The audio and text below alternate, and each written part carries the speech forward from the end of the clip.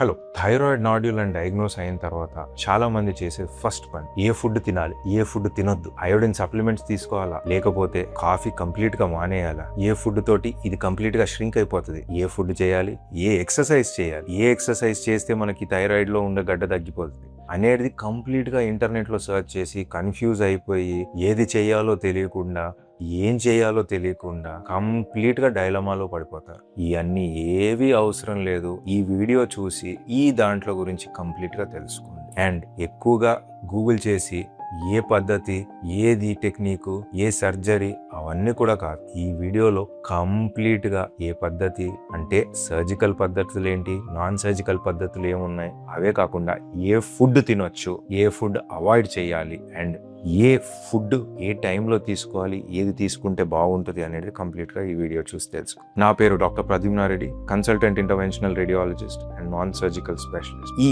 Basic గా thyroid గడ్డలో ఉన్న పేషెంట్స్ కి కంప్లీట్ గా థైరాయిడ్ ని ప్రిజర్వ్ చేస్తూ, అదే కాకుండా కంప్లీట్ గా ఈ నాడ్యూల్స్ అనేది తొలగించేది పద్ధతులు నేను చేస్తాను. ఈ తొలగించే పద్ధతులను నాన్ సర్జికల్ ట్రీట్మెంట్స్ అంటారు. దాంట్లో చాలా రకాలు ఉంటాయి. అండ్ అదే కాకుండా నా పేషెంట్స్ నన్ను ప్రేమతోటి స్కార్లెస్ థైరాయిడ్ డాక్టర్ అంటారు. సో ఈ వీడియో చూసి తెలుసుకోండి ఏ డైట్ తింటే మనకి థైరాయిడ్ అనేది గడ్డలు అనేటివి రావడం తక్కువ, అదే కాకుండా ఏ డైట్ మంచిది, ఏ ఫుడ్ అవాయిడ్ చేయాలి, అండ్ అదే కాకుండా ఏ పద్ధతులు ఫాలో చేయాలి అనేది కూడా తెలుసుకోండి. ఏ ఫుడ్ మనం తీసుకుంటే ఈ నాడ్యూల్స్ అనేటివి రాకుండా ఉంటాయి. ఇది కంప్లీట్ గా రాంగ్ అండి. మనం ఏ ఫుడ్ తీసుకున్నా తీసుకోకపోయినా నాడ్యూల్స్ అనేటివి కామన్ గా వస్తాయి. ఒక 10 మందిని స్కాన్ చేస్తే ఆల్మోస్ట్ ఒక సుమారు 7 నుంచి 8 మందికి నాడ్యూల్స్ ఉంటాయి. అదే కాకుండా ఏ ఫుడ్ తీసుకుంటే ఇవి రావు అనేది కాకుండా ఏ ఫుడ్ తీసుకుంటే ఇవి తక్కువగా వచ్చే అవకాశం, లేకపోతే తక్కువగా పెరిగే అవకాశం ఉంటుంది అనేది కరెక్ట్. మనకి థైరాయిడ్ లో గడ్డలు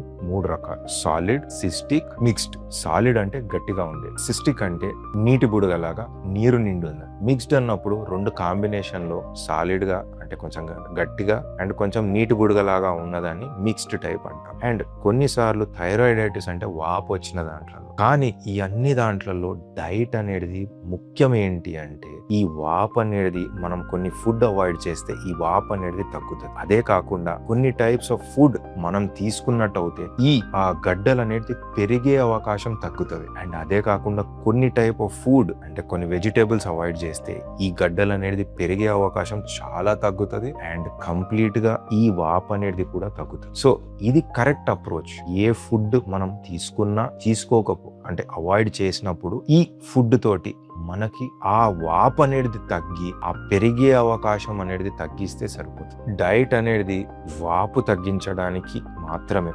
మ్యాజికల్ గా మనకున్న గడ్డని ష్రింక్ చేస్తుందని మాత్రం అనుకోవద్దు. ఆ వాపు తగ్గించినప్పుడు దానికి పెరిగే అవకాశం అనేది తక్కువ అవుతుంది. ఈ గడ్డకి అంటే థైరాయిడ్ లో ఉండే గడ్డకి కొన్ని ఫుడ్ తీసుకుంటే వాపు అనేది తగ్గించే అవకాశం ఉంటుంది. అండ్ కొన్ని ఫుడ్ అవాయిడ్ చేస్తే కూడా వాపు అనేది తగ్గే అవకాశం ఉంటుంది. ఈ ఫుడ్ ఏంటి అనేది చూసి తెలుసుకో.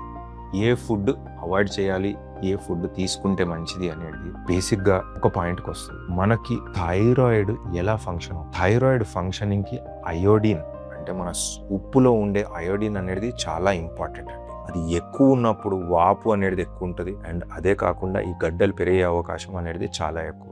తక్కువ ఉన్నప్పుడు అలా అని తక్కువ ఉండదు. మన థైరాయిడ్ ఫంక్షన్ అంటే బేసిక్గా మన థైరాయిడ్ తక్కువగా పనిచేస్తుంది. అది కరెక్ట్ లెవెల్లో మెయింటైన్ చేయడం అనేది చాలా ఇంపార్టెంట్. అలా అని చెప్పి ఉప్పు బంద్ చేయడము చాలా కామన్గా చేస్తారు చాలా మంది. ఇది కంప్లీట్ గా తప్పు అండి. కరెక్ట్ అమౌంట్ ఆఫ్ ఉప్పు తీసుకోవడము చాలా ఇంపార్టెంట్, ఎస్పెషల్లీ థైరాయిడ్ ఫంక్షనింగ్ అంటే మన థైరాయిడ్ కరెక్ట్ గా పనిచేయాలి అన్నప్పుడు మన అయోడిన్ అనేది కరెక్ట్ మాత్రలో తీసుకోవాలి. ఎక్కువ తీసుకున్నప్పుడు వాపు అనేది ఎక్కువ అవుతుంది. అండ్ అదే కాకుండా గడ్డలు పెరిగే అవకాశం ఎక్కువ. తక్కువ తీసుకున్నప్పుడు దాని ఆపోజిట్ అవుతుంది అని చెప్పి మానేస్తారు చాలా మంది. అది తప్పు, అవాయిడ్ చేయండి.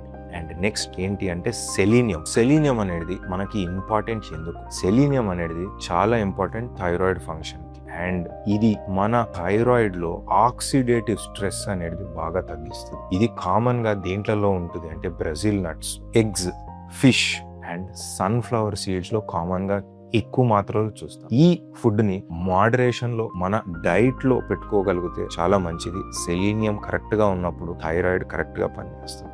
అండ్ అదే కాకుండా మోస్ట్ ఇంపార్టెంట్ ఏంటి అంటే ప్రోటీన్ ఇంటేక్ అండి. మనము బాడీలో కరెక్ట్ అమౌంట్ ఆఫ్ ప్రోటీన్ తీసుకోవాలి ఇంపార్టెంట్గా. ఎందుకంటే బాడీ కరెక్ట్గా పనిచేయాలన్నప్పుడు ప్రోటీన్ అనేది చాలా ఇంపార్టెంట్. ఈ ప్రోటీన్ కోసము చాలా మటుకు మనము ఫిష్, ఎగ్, చికెన్, అదే కాకుండా మనం lintels and Greek yoghurt and lastly paneer అనేది కామన్ గా తీసుకుంటే ఈ ప్రోటీన్ ఇంటేక్ అనేది చాలా ఎక్కువగా ఉంటుంది. అండ్ ఈ ప్రోటీన్ ఇంటేక్ మనకి థైరాయిడ్ కే కాకుండా వేరే దానికి కూడా బాడీలో చాలా అవసరం. అండ్ ప్రోటీన్ ఇంటేక్ అనేది కరెక్ట్ మాత్రలో డెఫినెట్ గా ఉండాలి. మనం ఫ్యాట్స్, కార్బోహైడ్రేట్స్ అనేది అవాయిడ్ చేసి ప్రోటీన్ ఇంటేక్ అనేది ఎక్కువ చేయాలి.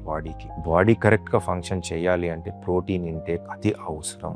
లాస్ట్ మనం అవాయిడ్ చేయలేంది యాంటీ ఇన్ఫ్లమేటరీ ఫుడ్స్, అంటే వాపు తగ్గించే foods, green leafy vegetables, lintels, nuts and fish, chicken, eggs. ఇవే కాకుండా మనము చోలే ఇలాంటివి, రాజ్మా లాంటివి తింటే మన ప్రోటీన్ ఇంటేక్ ఎక్కువ ఉంటుంది అండ్ యాంటీ ఆక్సిడేటివ్ ప్రాపర్టీస్ చాలా ఉంటాయి. అంటే వాపు తగ్గించే ప్రాపర్టీ చాలా ఎక్కువ ఉంటాయి దీంట్లలో.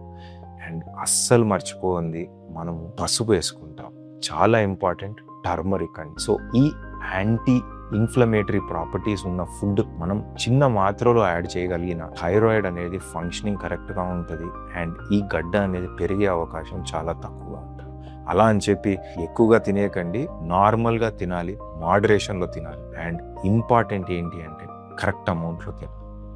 ఏ ఫుడ్ మనం అవాయిడ్ చేయాలి? ఏ ఫుడ్ అవాయిడ్ చేయాలంటే ఫస్ట్ వాపు పుట్టించే ఫుడ్, అంటే anti inflammatory food, junk food, out side fried food, అదే కాకుండా processed food and processed meet. Especially ఈ యాడ్స్ వస్తాయి మనకి ఫుడ్ బాగుంది అని, అవి మాత్రం డెఫినెట్గా అవాయిడ్ చేయాలి. Anything that comes in a packaging with an expiry date is processed food and avoid చేయడము మోస్ట్ ఇంపార్టెంట్. ఎందుకంటే వాపు అనేది దీనివల్ల చాలా ఎక్కువ, థైరాయిడ్కే కాదు కడుపులో ఉన్న గట్కి కూడా డెఫినెట్గా ఎఫెక్ట్ చేస్తుంది. లాంగ్ టర్మ్ ప్రాబ్లమ్స్ అనేవి డెఫినెట్గా వస్తాయి. So processed food and processed meet అనేది డెఫినెట్గా అవాయిడ్ చేయాలి. అదే కాకుండా క్రూసిఫెరస్ వెజిటేబుల్స్ అండ్ సాయ్ అనేది అవాయిడ్ చేస్తే మన థైరాయిడ్ హార్మోన్స్ అనేవి కొద్దిగా పెరగకుండా కరెక్ట్ మాత్రలో ఉంటాయి. అండ్ ఫైనల్లీ క్రాష్ డైటింగ్ లాంటివి అసలు ఏది చేయదు. కొంచెం ఒళ్ళు ఎక్కువ ఉన్నా సరే కరెక్ట్గా తిని కరెక్ట్గా ఎక్సర్సైజ్ చేయడం అనేది ఇంపార్టెంట్. అలా అని చెప్పేసి 48 hours డైటింగ్ చేస్తాను, ఓన్లీ వాటర్ తాగుతాను, ఏది తీసుకోను అంటే